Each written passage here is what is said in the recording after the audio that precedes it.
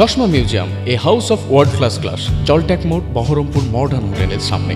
খড়গ্রাম থানার দুটি জায়গায় জনকল্যাণ কর্মসূচি শিবির অনুষ্ঠিত হলো। খড়গ্রাম ব্লক অফিস ও খড়গ্রাম কৃষক বাজারে এই দুটি জায়গা পরিদর্শন করলেন খড়গ্রাম বিধানসভার বিধায়িকা মিতালি মাল ও খড়গ্রাম ব্লক আধিকারিক মিলনী দাস।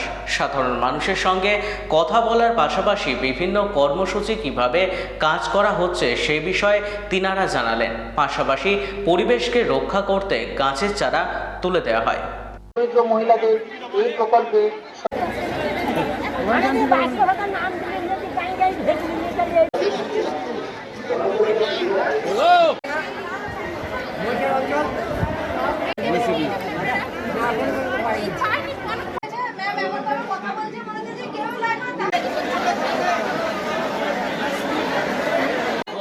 কিছু হবে না।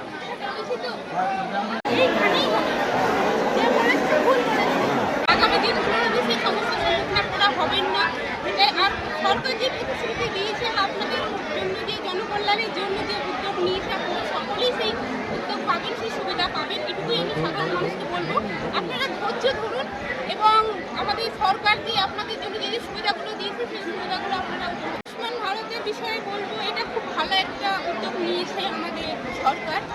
এটাই কারণ এখানে এই প্রকল্পের দ্বারা হচ্ছে 5 লক্ষ টাকা আমরা বছরে পাবো, আমরা চিকিৎসা পাবো। যার জন্য আমরা যেখানে আমরা ভারতের যে কোনো প্রান্তে আমরা গিয়ে আমরা চিকিৎসা ফ্রিতে করাতে পারবো, সেটা সরকারি হোক বা প্রাইভেট।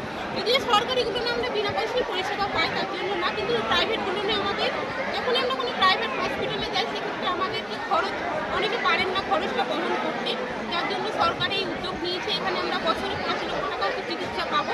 আমি প্রত্যেককে বলবো যে আপনারা আয়ুষ্মান ভারতের সঙ্গে নিজেদের নাম নথিভুক্ত করুন এবং যুক্ত হন।